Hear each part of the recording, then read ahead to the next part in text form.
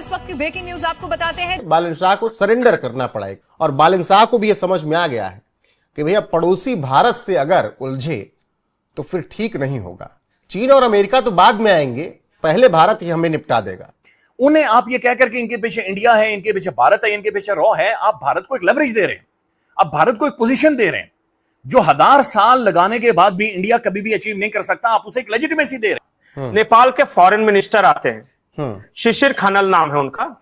उन्होंने कहा कि the most important partner of Nepal is India, undivisible, मतलब हमें कोई अलग नहीं कर सकता, अनसेपरेबल पार्टनर। ये नेपाल के फॉरेन मिनिस्टर कह रहे हैं। भारत से खबर, नरेंद्र मोदी सरकार पर गामजन है।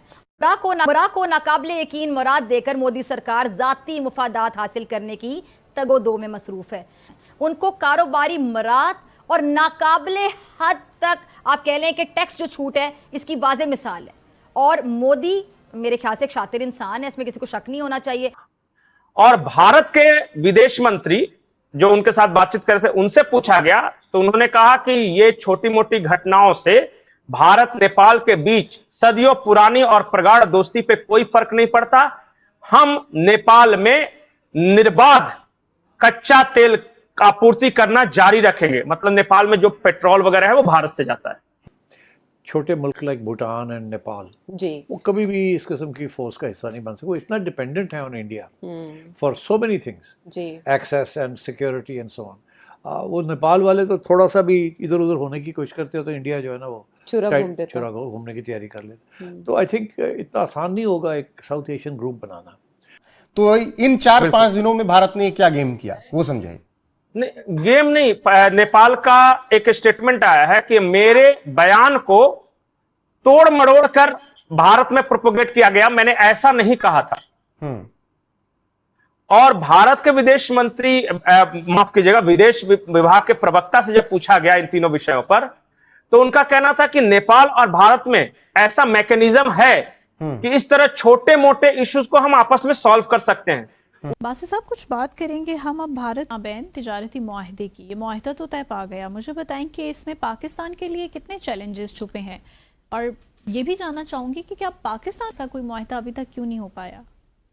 पाकिस्तान और ईयू के दरमियान मुआहदा इसलिए नहीं हो पाया कि देखिए पाकिस्तान के एक्सपोर्ट्स हैं कितनी, टोटल ट्रेड ही हमारा कितना है, 8-9 बिलियन डॉलर का होगा, तो बड़ा फर्क है ना।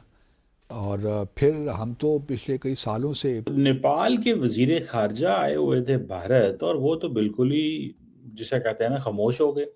उन्होंने ये कहा था कि हम तो, नेपाल जो है वो चाहता है कि इंडिया,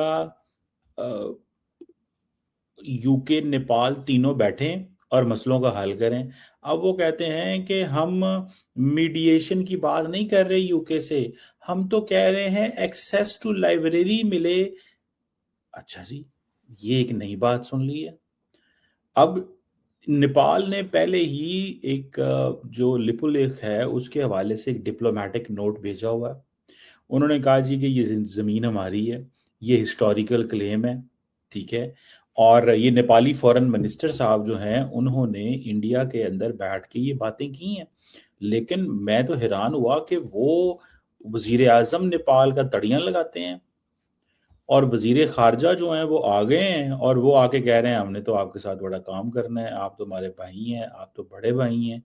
वो बिल्कुल ही मुकर गए, चेंज कर ली अपनी पोजीशन इंडिया के ऊपर उन्होंने। और that was very interesting point by the way for us too है कि पाकिस्तान के अंदर हम तो इंडियन कश्मीर की बात किया करते थे, वो हकूक हासिल करना चाहते हैं। ये एक पाकिस्तान वाला जो कश्मीर है वहां पे कुछ ऐसी मूवमेंट जनरेट हो गई है जो कहती है कि जनाब हमने जो पाकिस्तान के अंदर कश्मीरी हैं उनको रिप्रेजेंटेशन ही नहीं देनी कश्मीर की असेंबली के अंदर। अब कल से वहां पे प्रोटेस्ट हो गए हैं। CMH जो कि कंबाइंड मिलिट्री हॉस्पिटल है वहां पे हमले कर दिए हैं। अब मिलिट्री हॉस्पिटल में तो लोग सिविलियन वहां पे आते हैं इलाज करवाने और वहां पे उनको फौजी समझ के जो है वो हमले किए जा रहे हैं। आप इसको कैसे देखते हैं? गवर्नमेंट ऑफ पाकिस्तान जो है वो जारी बात है एक्शन तो ले रही है, लेकिन ये कुछ लोग हैं ये जो इस तरह की चीजें कर रहे हैं। और बरतानिया में आज पाकिस्तान के फॉरेन ऑफिस ने बाय द वे कंडेम किया है कि जो बरतानिया के अंदर कुछ कश्मीरी जो हैं वो पाकिस्तान के कश्मीर के हवाले से बातें कर रहे हैं। गो के इंडियंस बड़े स्मार्ट हैं। इंडियन मीडिया तो कश्मीर वो लगा हुआ है, मीडिया भी ऑलमोस्ट खामोश ही बैठा हुआ है, क्योंकि वो देख रहे हैं कि हालात जरा ज्यादा पनपें, हालात जरा बेहतर हों और पाकिस्तान के खिलाफ जरा मुजाहरे हों, और हम खामोश नहीं। अगर हम बोले तो शायद कहेंगे देखो इंडियन मीडिया इनको सपोर्ट कर रहा है। कैसे देखते हैं आप इस डेवलपमेंट को? और ये ईरान इजराइल पे भी कमेंट कीजिए। अगर ट्रंप साहब जंग नहीं चाहते और नेतन्याहू जंग चाहता है, ट्रंप तारड़ साहब इस पे कमेंट कीजिएगा।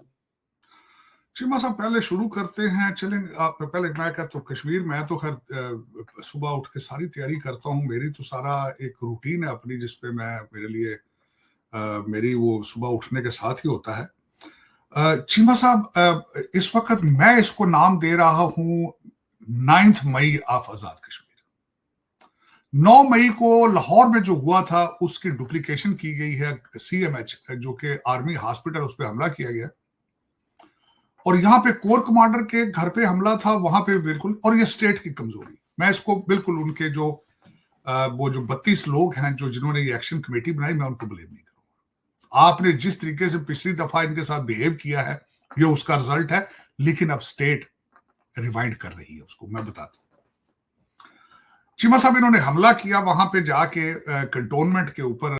नमस्कार दोस्तों, जय हिंद। दोस्तों, जहां एक तरफ पीओके भारत में शामिल होने के लिए युद्ध लड़ रहा है और पाकिस्तानी सेनाओं को मार रहा है, वहीं दूसरी तरफ दोस्तों ये देखते हुए बालन सरकार की अक्कड़ ढीली हो गई और ये देखकर कूदने लगे कि कहीं भारत हमारे देश में भी ऐसा ना कर दे, क्योंकि चीन और अमेरिका तो बाद में आएंगे, भारत उसके पास सटा हुआ उनका पड़ोसी है और भारत से दुश्मनी महंगी पड़ेगी। ये सोचकर अब बालन सरकार भारत के कदमों में गिर गए और हाथ जोड़कर माफी मांगने लगे और उनका कहना था कि भारत से हमारी दोस्ती जन्मों जन्मात से है और इसे कोई भी देश तोड़ नहीं सकता, ना कभी ये टूट सकता है।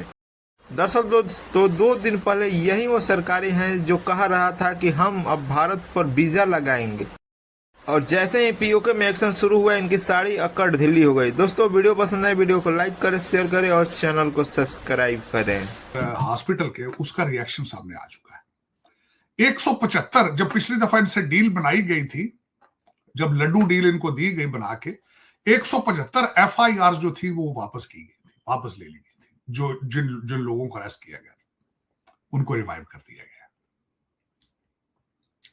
जो पिछली दफा लोग जो छोड़े गए थे उनको पकड़ लिया जाएगा, पकड़ना चाहिए उनको, करार वाकई सजा देनी चाहिए। और आज स्टेटमेंट भी पाकिस्तानी गवर्नमेंट की तरफ से आ चुकी है कि 12 नशिस्तों के ऊपर नो कॉम्प्रोमाइज। देर आए दुरुस्त आए, लेकिन उनछितर ना लाना प्लीज, ये जुतियां उन पैरों च ना पाना, जुत्ती हाथ च रखना। वो कहते ना ये टांगों के भूत बातों वाले नहीं है, ये पैसा है, कारोबार है। आपका पड़ोसी कंट्री है, उसने अपने डिफेंस बजट में अफगानिस्तान का बजट रखा है, वो कहां जाएगा बजट?